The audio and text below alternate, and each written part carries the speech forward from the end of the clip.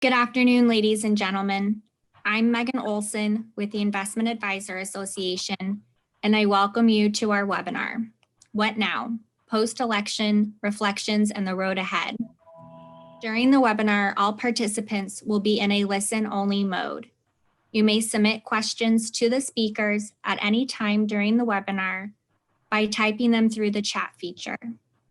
Only the speakers will see your questions.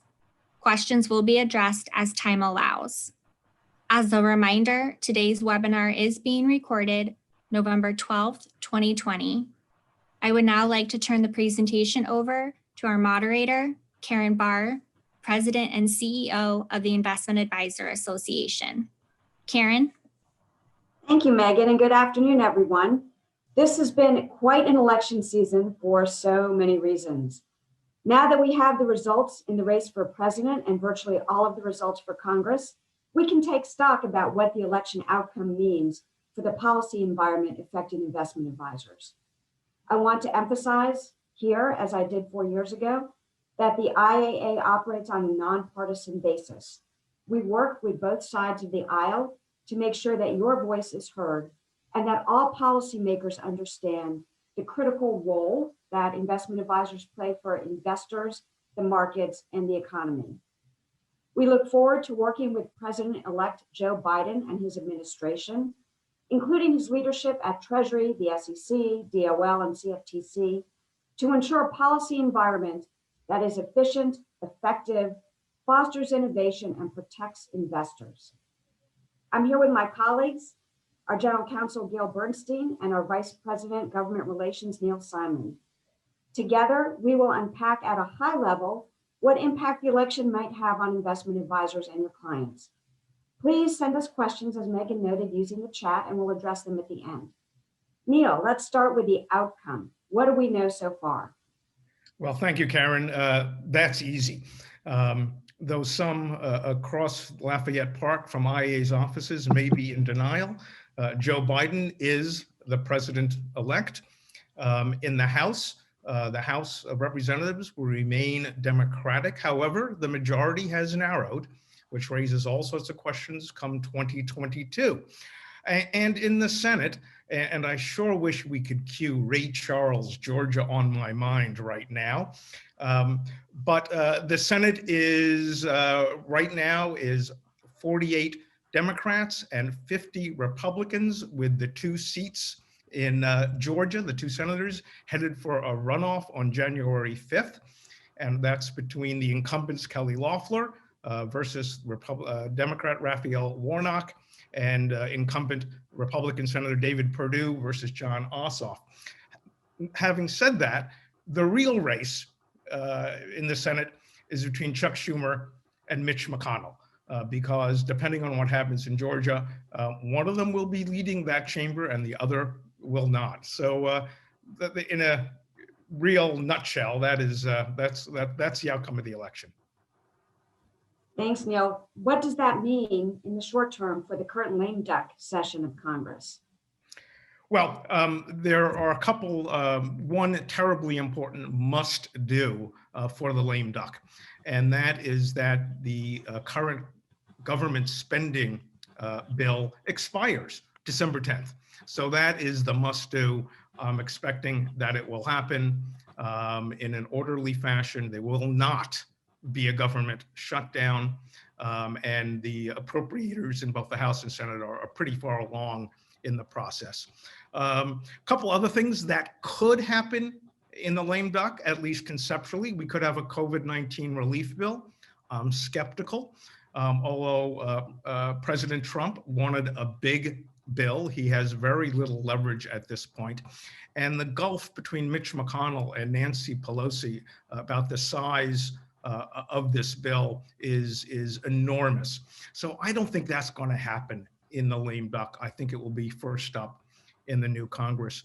And the third thing that could happen in the lame duck, and I think is unlikely, is we could see some movement on retirement savings legislation.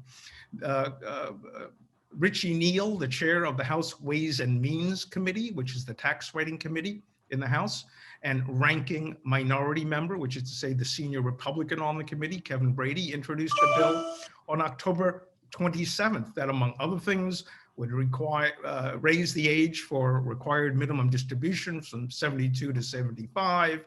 It has what is referred to as the baby boomer catch-up provision, which would increase that from for folks over 50 years old from $6,500 to 10 grand a year. Again, it could happen. It's a bipartisan bill. It's a good piece of legislation. We like it. But I think it's more likely that they're just getting it in there and they'll move it early in the new Congress. So that's what I'm expecting from the lame duck, Karen. Well, you've actually provided a very good segue in terms of what we can expect next. What are you anticipating in the next Congress? Well, that's going to depend on who gains control of the Senate. Biden's ability to move a very ambitious Democratic agenda will depend on Democrats having control of both chambers. I don't think it's going to happen. I suspect that the two incumbent Republican senators from Georgia will prevail, but one could go down, but not both. So I think the Republicans will hold on to a narrow majority in the Senate. But let me just say, for purposes of this exercise, in the event that Dems gain control of the Senate, a couple things. First of all, we're going to start hearing a lot about what's called the Congressional Review Act. This is a piece of legislation that allows a new Congress to nullify major rulemakings that were adopted within the final 60 days of the previous Congress. It had been little used by previous administrations, but in fact, when Trump was elected, Mitch McConnell and the Senate worked to nullify and succeeded, I think, 17 major rulemakings that happened late in the Obama administration. But I'll defer to my estimable colleague, Gail Bernstein. Gail, what do you think is likely to be on the chopping block if Dems have control of the Senate and they use the Congressional Review Authority to scrub away some rulemakings? Sure, Neil. So a Democratic Congress would likely start with some rules that are not in our space, like environmental rules, for example. But then my sense is it would turn to rules that are more relevant to advisors. And I would definitely put the Department of Labor's recent ESG rule on that list. You know, the IAA had asked the Department of Labor to withdraw the proposal, and it was almost universally opposed. And we continue to be concerned that it's going to chill the consideration of ESG factors in retirement plans. So that one would be on the chopping block if the Democrats got control. Two other significant Department of Labor proposals could also be in for CRA review. If they're finalized in time, though, they are not yet final. One is on proxy voting, and the other would create a new fiduciary exemption that would replace the Department of Labor's earlier fiduciary rule. And perhaps we'll touch on these a little bit later today. The SEC also has several rules that fall within the CRA window. And Neil, you mentioned 60 days, but it's 60 Congress in session days, right? So it goes back pretty far. And so some of these SEC rules could be vulnerable. And here I would include the SEC's recent proxy and shareholder proposal rules. And we oppose them on the grounds that they would make it harder and more expensive for advisors to vote proxies on behalf of their clients. So that would be interesting if those made it. And I would also include the rules that have expanded access to the private markets and eased burdens for private placements. The Democrats at the SEC have made clear that they are not in favor of that expansion. And I wouldn't be surprised if we would see those on the chopping block as well. So those would be my main predictions. Thank you, Gail. So let me move on. If staying in the vein of if the Democrats gain control of the Senate, the other big things I'd expect, a big stimulus package, a big infrastructure package. We could see the Biden tax proposal move, which has changes to both individual and corporate rates, changes to capital gains, carried interest. I wouldn't be surprised if we see a financial transaction tax, something that we are very much opposed to because Democrats are going to be desperate to raise revenue for some big new spending. And healthcare, of course. Now, all of these big things are going to implicate the filibuster rule, because by and large, and there are exceptions, legislation in the Senate requires 60 votes. 40 votes you can filibuster a piece of legislation. The Dems could change the filibuster rule, make it a simple majority. It would be controversial, but it certainly could happen.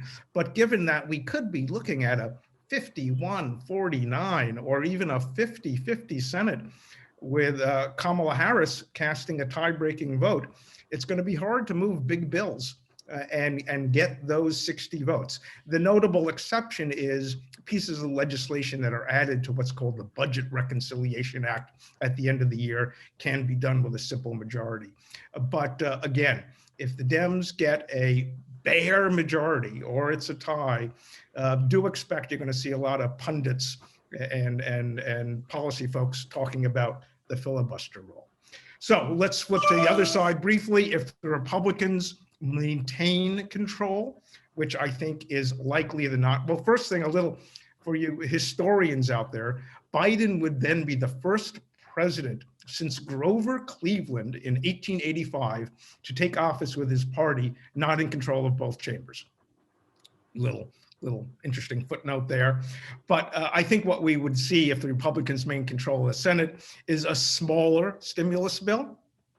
And of course, that will depend on what's happening with COVID-19 and the economy, a smaller infrastructure bill.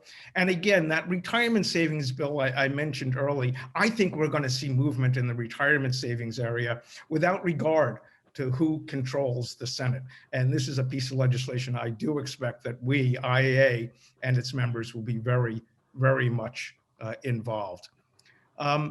Megan, want to advance to the next slide? I might just say briefly that all of IAA's positions are on we have a living document called our policy priorities. Currently on our website, you can look at what is labeled as our 2020-2021 policy priorities. Take a look. But it's going to be very important that you all are involved if we're going to exercise the influence we need to have on Capitol Hill. So we periodically send out these take action now alerts to you all. We make it very easy for you to send letters to Congress. We will need that in the days ahead. So Karen, what does Senate control mean for appointments to the cabinet and regulatory agencies? What's happening on the regulatory side of things? Well, even with a flipped Senate, the Biden administration is likely to get more of its agenda done through regulatory rather than legislative efforts. As you note, the margin in the Senate either way is going to be very thin and hard to get things done. As they say here in Washington, personnel is policy. It will be critically important who the next leaders of the relevant agencies are, because they'll set the direction and priorities of the staff. But even here, the leadership needs Senate confirmation, so that might act as a moderating influence on who the acceptable nominees might be. For example, some people are floating Bernie Sanders for Department of Labor Secretary. It would be pretty hard to get him through Senate confirmation, as opposed to someone who might be perceived as more moderate. In the meantime, while nominees are being identified and going through the Senate process, that can take several months. And the administration is likely to name acting chairs in the interim. So for example, we just got a question on what this might mean for the composition of the SEC.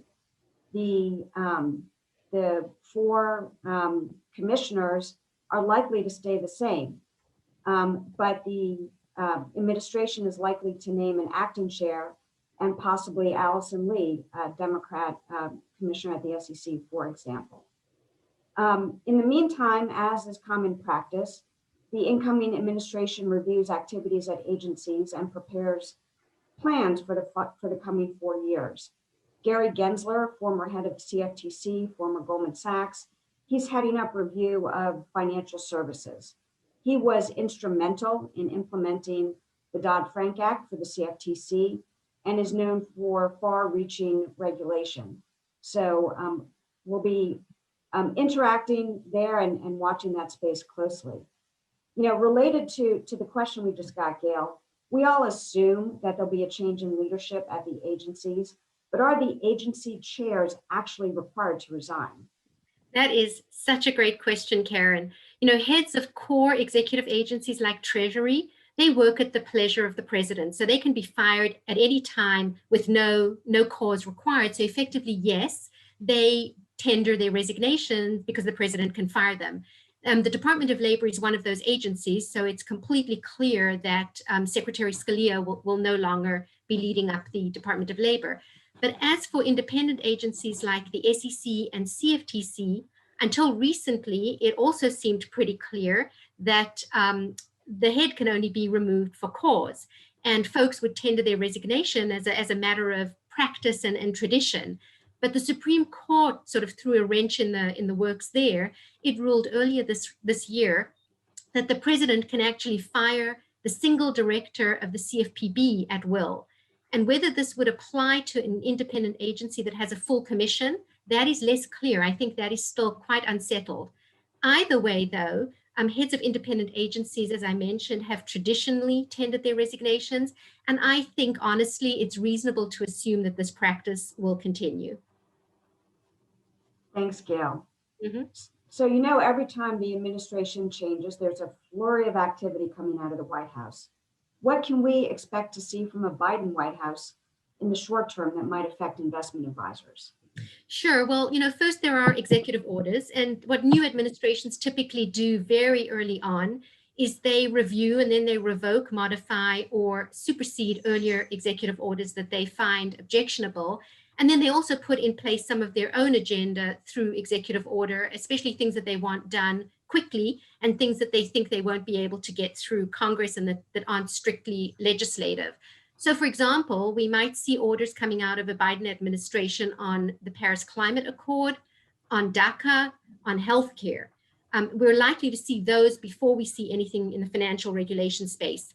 And we also might see executive orders on diversity and inclusion matters. And an example might be that agencies could be required to conduct D&I training. In the financial regulation space, even though this isn't strictly a financial issue, I would not be at all surprised to see an order instructing agencies to consider the impact of any new regulation on climate change. I think that's very central to the platform, and that would not be a surprise. I do want to make two quick points on executive orders, if I may. First, getting rid of an executive order does not necessarily revoke policy decisions that were made under that order. Many of these changes are going to require going through the Administrative Procedures Act, notice and comment, and that can be a very long and slow process.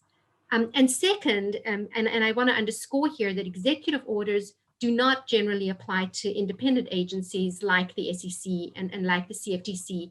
But traditionally, those agencies have put out statements that they do plan to follow the orders, even if they aren't required to do so. And I would again expect that this is likely to be the case here as well.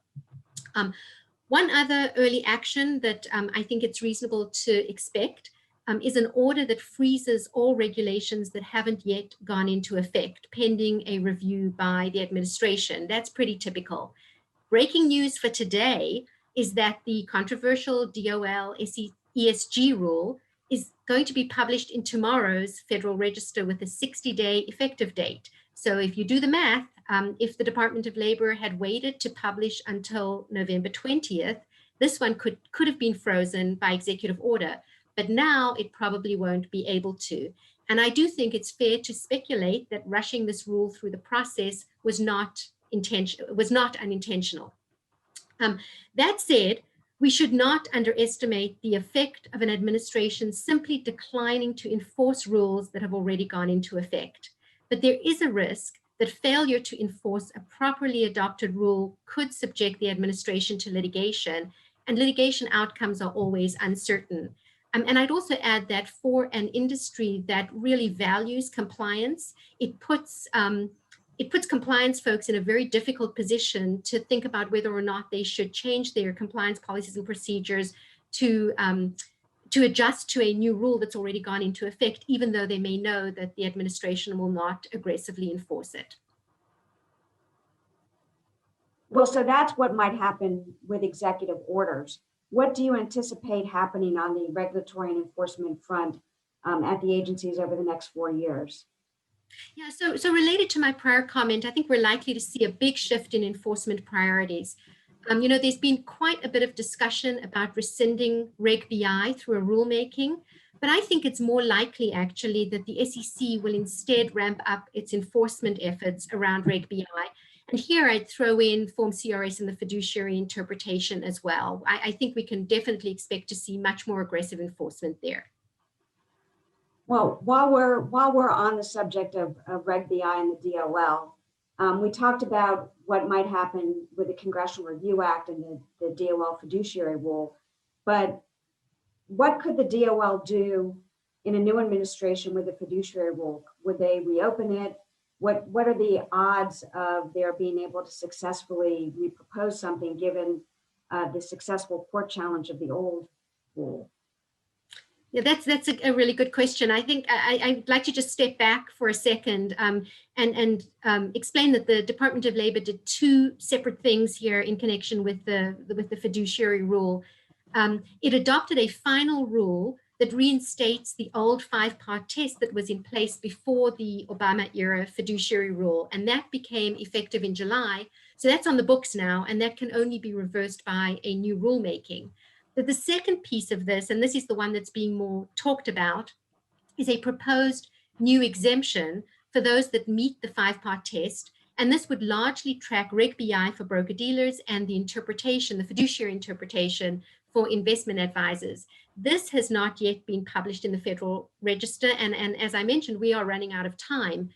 If it's not finalized and effective before the new administration moves into the White House, it could certainly be reopened, but it would need to be reopened. There is definitely some talk about trying to reopen the fiduciary, the exemption and the fiduciary rule sort of writ larger. But any efforts will have to take into account the Fifth Circuit's ruling and opinion. So it could be very challenging to actually put anything out that closely approximates the fiduciary rule that was vacated. On other rules, I would say, and going back to the SEC, I think modernizing the custody rule is well underway at the staff level. There's a whole team working on it. And that is likely to continue since there seems to be consensus that that rule is sorely in need of modernization. This has been a drumbeat theme for the IAA over many years, and we are delighted to see the SEC beginning to tackle it. And I think and certainly hope that this one does stay on the agenda. Another issue that the IAA has advocated for a long time is e-delivery, which would basically, what we're calling for is to shift the default of paper delivery to electronic delivery. And this effort actually has been gaining traction, especially in light of lessons learned from the pandemic. And it seems reasonable to think that there's enough appetite for this one to move ahead, even under a Democratic administration. Although, with regulation, the devil is always in the details, and it might end up not looking quite the same as what would have been done under a Republican administration. And then I'd like to just turn back to the proxy rules that I mentioned earlier. We could see efforts to redo those, or certainly redo the guidance that the Commission adopted that applies to investment advisors that vote proxies. The Democratic commissioners at the SEC appear to view these actions as making it harder to engage on corporate governance. So a relook at these may well be on their agenda. I think at the SEC, and then more broadly than the SEC, we can expect to see a lot of activity related to ESG. We may see a push for specific ESG disclosure by public companies and potentially by advisors. And we may even see proposals to require specific policies and procedures relating to ESG. And one more area that sort of pulls the SEC in that I'd like to mention that I think would likely be revived is executive compensation. The Dodd-Frank Act includes a provision that requires a joint agency rule on incentive compensation, but the agencies have not been able to get to the finish line in 10 years. I would expect to see a renewed push to take this one on. And I think that I would be remiss not to mention the role of FSOC, the Financial Stability Oversight Council. This was a Democratic creation under Dodd-Frank, and it has been fairly inactive over the past 4 years. and it is going to be renewed. I mean, the focus on it is going to be renewed, and there will be new energy looking at systemic risk. We may see efforts again to designate individual non-banks, including large asset managers, as systemically important, and then of course subject them to prudential regulation, which could include capital requirements and stress tests. And on the activities front, the designation of systemically important activities, I would keep an eye out for a focus on short-term wholesale lending, including revisiting money market funds, as well as on private fund activities, and definitely the repo and securities lending markets. You know, we have for many years now opposed individual designations of asset managers or any declaration that asset management is systemically risky. But these issues are almost definitely going to rear their head again. So Karen, those are some of the key regulatory issues that I see for advisors. Thanks, Gail. We have a number of questions coming in from participants. Some of them address the composition of the SEC and what we're expecting going forward. Do we expect a 2-2 SEC for some time?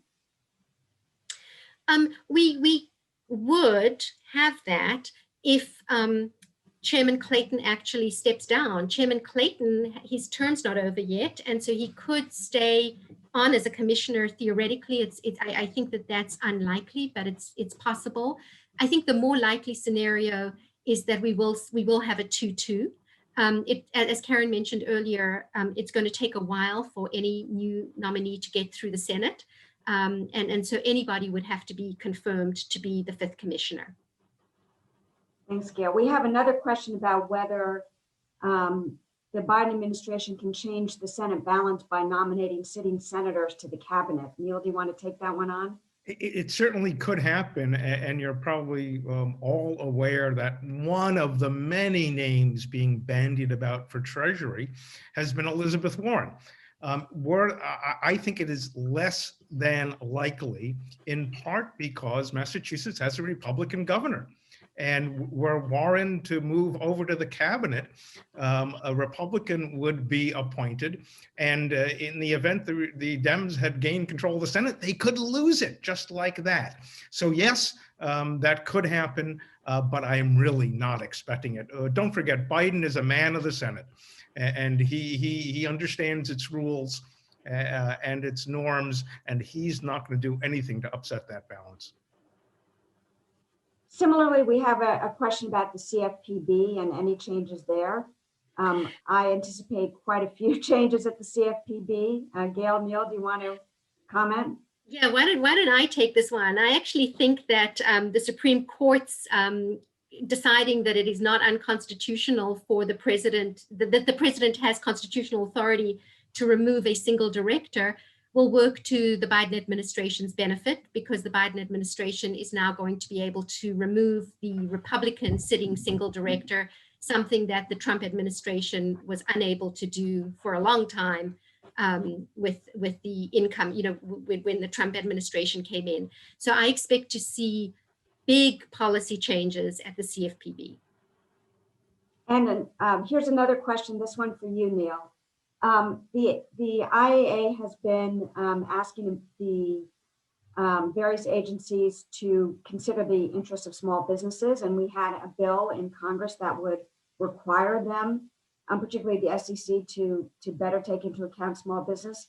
What might happen to that bill in the next administration? Karen is referring to the beautifully named Investment Advisor Regulatory Flexibility Improvement Act. And we had, it was a bipartisan bill. We had terrific sponsors, but of course, the pandemic changed the agenda. I am hoping, and we will be working to get that bill reintroduced in the next Congress. It promises to offer regulatory relief to smaller advisors, something that you all know better than I is desperately needed. So, you know, our advocacy agenda is going to be robust. We're going to continue to fight for advisory fee deductibility, e-delivery, which Gail mentioned, where there's also going to be a legislative initiative on that in that area. And yes, we are going to be working to force the SEC to recognize the cumulative effect of its regulations on smaller advisors and get them to sort of reassess that. Thanks, Neil.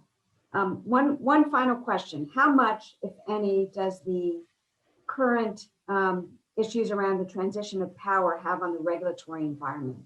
Are we in a holding pattern until January 20th? What's going to happen on the regulatory side? Is it affected at all? Who do you want to take that? I don't think it's going to have much effect. I think what's going on at the SEC, for instance, right now with Jay Clayton, transitions don't affect independent regulatory agencies in the same way that they affect, cabinet departments. So I think the effect will be minimal. And further, despite the current controversy, I think it's just a matter, hopefully, of days, but not a whole lot more, before the transition becomes a bit more orderly. There's a lot of Republican senators who are very unsettled by what's going on, and they're starting to provide some forceful feedback to the White House. Thanks, Neil. And I agree with you on the regulatory front. Moving forward during this time until January 20th. Thank you all for participating today. Thank you to our participants for your great questions, and keep them coming. We're happy to talk to you offline or in any other format. We plan to have another one of these briefing calls when the leadership of the various agencies and the Senate situation is more clear. So stay tuned.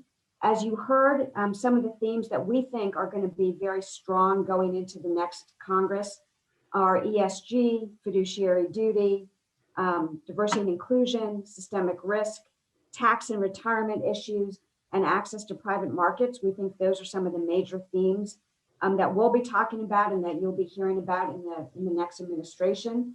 I would encourage all of you to get involved, join our committees. Many of our committees help us shape policy. Join us in as Neil said, our advocacy efforts.